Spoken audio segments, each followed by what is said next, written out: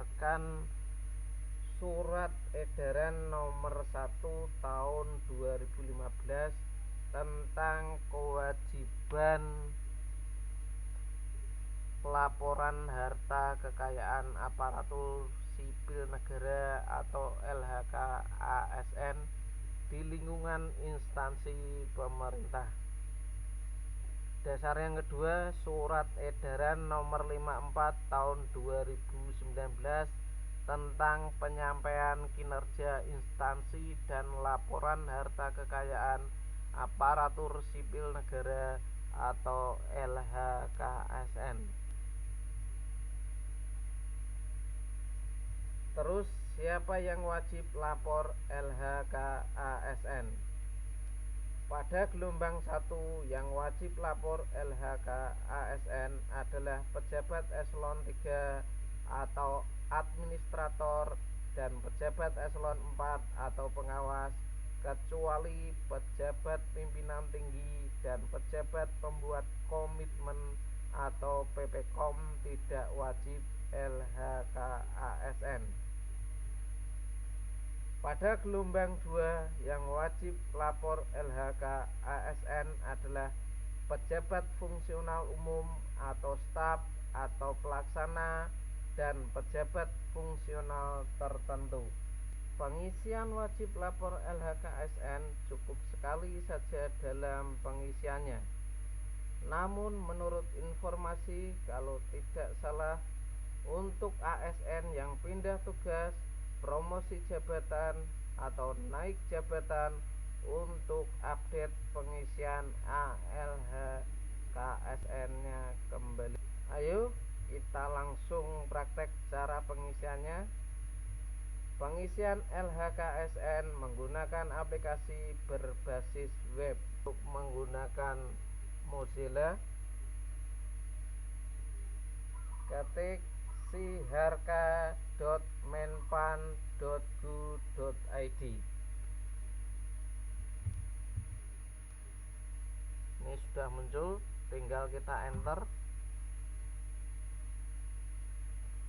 Nah, ini muncul tampilannya seperti ini. Ini untuk memasuki aplikasi ini dibutuhkan username dan password. Untuk username itu sesuai dengan NIP masing-masing ASN. Sedangkan untuk password, untuk laporan LHK-ASN, kita melakukan update data wajib lapor LHK-ASN seperti ini. Biasanya ini ada formatnya, ada nama, NIP, jenis kelamin, golongan, unit kerja, eselon, jabatan, email, alamat rumah, tempat tanggal lahir, nomor HP. Nanti diupdate untuk dikirim ke inspektorat atau instansi masing-masing. Untuk mendapatkan username dan passwordnya, coba masuk menggunakan username itu menggunakan NIP, passwordnya nanti sesuai yang dikirim di email kita, situs siharka.menpan.go.id. lalu kita tekan login, masukkan kode captanya terlebih dahulu. Tampilannya seperti ini. Ini karena saya buat video untuk tutorial, nanti untuk datanya ini yang untuk mengamankan privasinya, nanti data-data yang sekiranya tidak perlu ditampilkan saya tutup. Kita, kalau yang pertama kali, kita klik tambah laporan baru.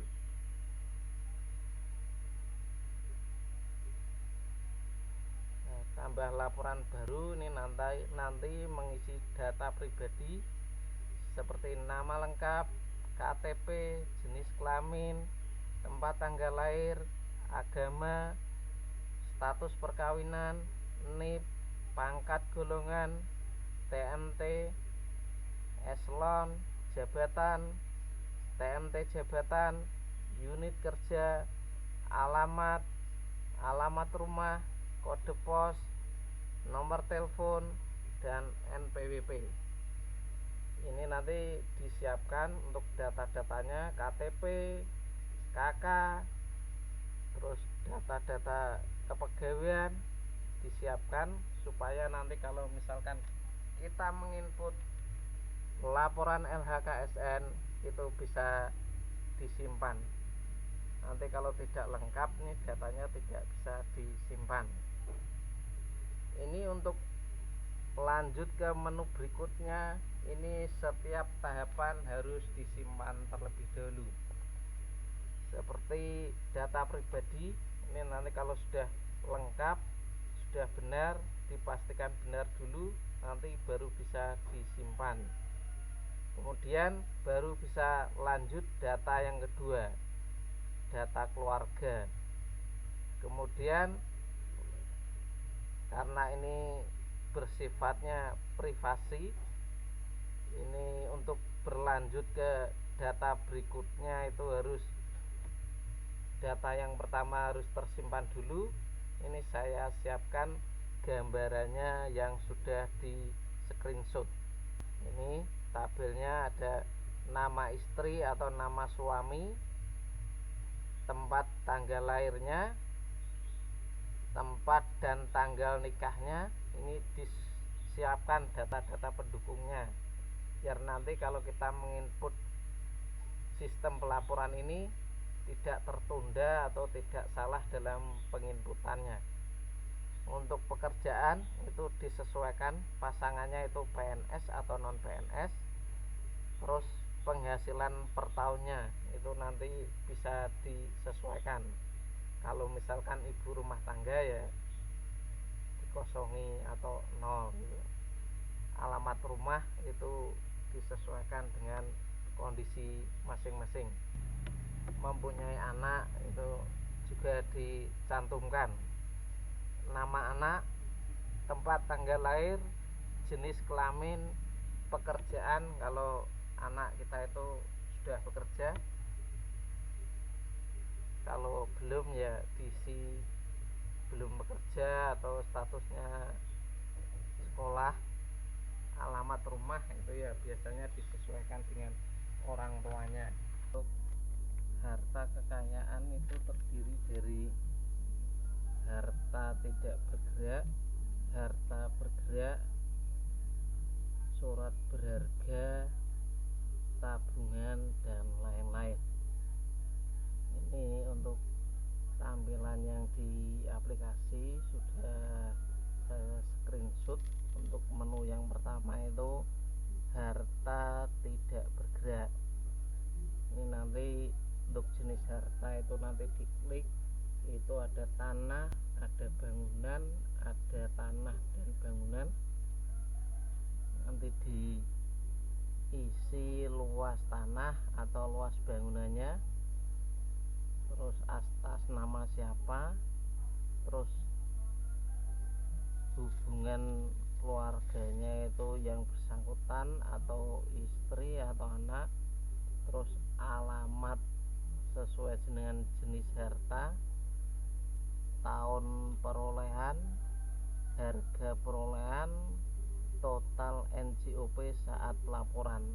Nanti untuk total NJOP itu disesuaikan dengan luas tanahnya. Setelah itu nanti disimpan. Setelah disimpan nanti klik info input baru, kemudian klik input baru. Untuk selanjutnya itu untuk harta, kalau misalkan untuk tanahnya itu lebih dari satu, nanti diklik di pojok sini, nanti ada input baru. Kalau hanya satu ya cukup satu, ini diisi nanti disimpan. Selanjutnya ini untuk harta bergerak itu ada alat transportasi, nanti diisi jenis transportasinya itu apa, misalkan punya pesawat udara, kapal laut, mobil, sepeda motor, dan lain-lain. Nomor kendaraannya apa, mereknya apa, tahun pembuatan dan perolehan itu disesuaikan di STNK, terus atas nama siapa, terus hubungan keluarga itu siapa yang bersangkutan, atau anak atau istri. Bagaimana kalau misalkan kok kendaraannya tidak atas nama sendiri, ya kalau bisa diinput ya diinput, kalau tidak ya jangan diinput dulu, ya enggak apa-apa. Nilai perolehan itu nilai pembelian, terus nilai jual saat pelaporan berarti nilai estimasi saat ini. Nanti kalau sudah diisi semua itu disimpan.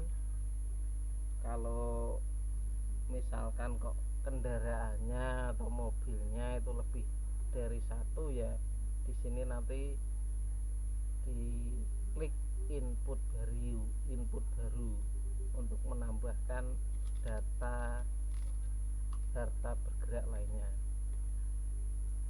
Kemudian untuk harta bergerak lainnya itu seperti peternakan, perikanan, perkebunan, pertambangan, dan lain-lain. Kalau misalkan punya ternak itu kok usahanya itu perlu dilaporkan, ya dilaporkan, itu nanti diklik di jenis usahanya apa, terus atas nama siapa yang berusaha, terus hubungannya itu yang bersangkutan atau istri atau suami. Nah, ini jumlah satuannya itu misalkan sapi, ya berapa sapinya itu. Terus tahun perolehan, ya tahun pembeliannya itu tahun berapa.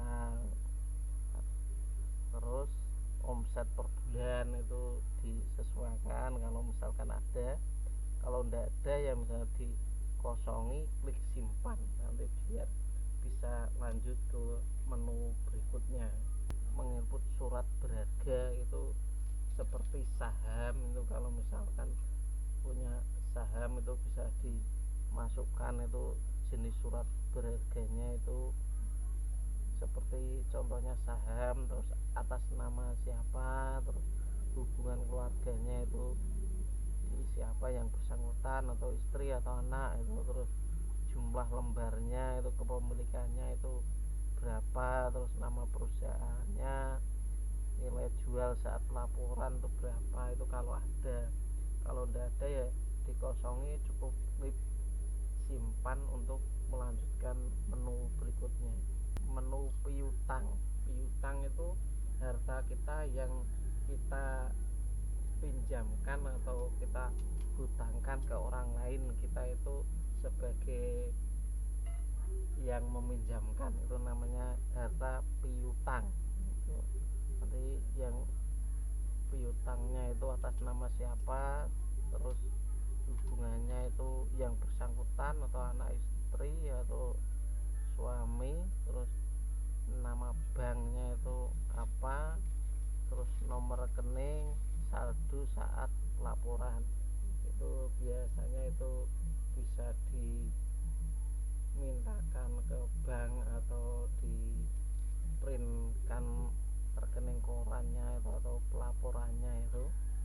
Nah, kalau misalkan tidak ada ya dikosongi aja, diklik simpan untuk melanjutkan ke menu berikutnya.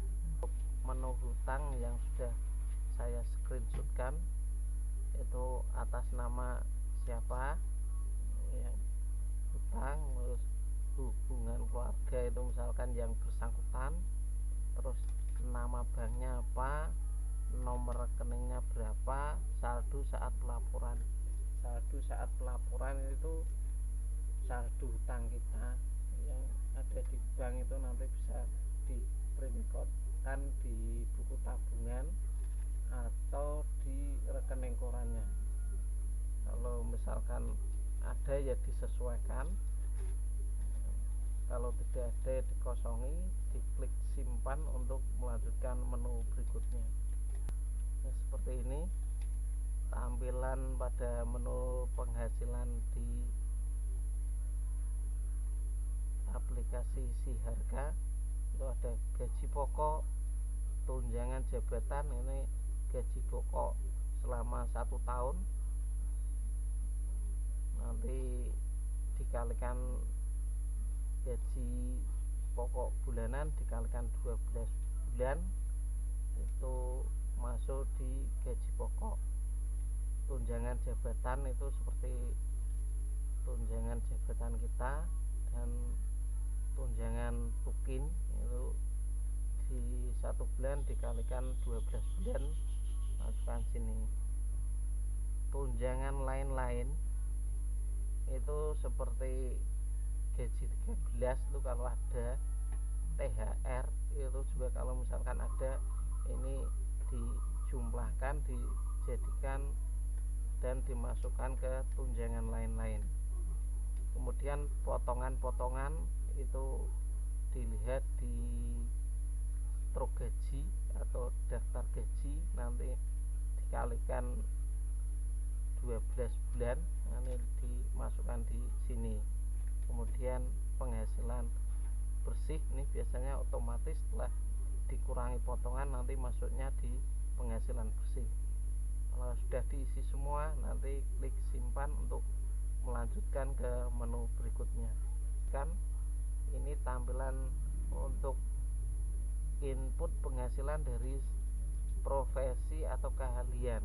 Ini per tahun, misalkan punya profesi sebagai narasumber, itu dalam 1 tahun itu mendapatkan penghasilan berapa, itu nanti dimasukkan di sini totalnya, lembaganya apa gitu. Kalau ada ya diisi, kalau tidak ada ya dikosongi, klik simpan untuk melanjutkan ke menu berikutnya. Penghasilan dari hibah, ini misalkan ada yang ngasih hibah kepada kita, itu jenis penghibahnya apa, tanah atau motor atau apa, totalnya berapa. Kalau ada nanti ya diisi, kalau tidak ada dikosongi, klik simpan untuk melanjutkan menu berikutnya. Diklik munculnya seperti ini pengeluaran rutin. Nah, untuk mengisinya ini diklik infonya, ini ada keterangan, diisi dengan perkiraan pengeluaran rumah tangga dan rutin lainnya seperti biaya listrik, air, transportasi, dan biaya hidup lainnya. Ini nanti dikalkulasi selama 1 tahun pengeluarannya ini. Nanti setelah di total, nanti diisi pengeluaran dikalikan 12 bulan, jadinya 1 tahun. Ini diisi pengeluaran total, pengeluaran rutin, terus pengeluaran 1 tahun, terus klik simpan. Nanti diklik diisi dengan perkiraan pengeluaran selain pengeluaran rutin seperti rekreasi, asuransi, biaya pengobatan, dan sebagainya. Nanti diklik, setelah diklik nanti klik simpan atau selanjutnya, klik selesai. Keterangan pelaporan nih, isi keterangan pelaporan dengan maksud atau tujuan pelaporan. Contohnya pelaporan pertama kalau memang pertama kali, pelaporan untuk naik jabatan kalau memang naik jabatan, dan lain-lain.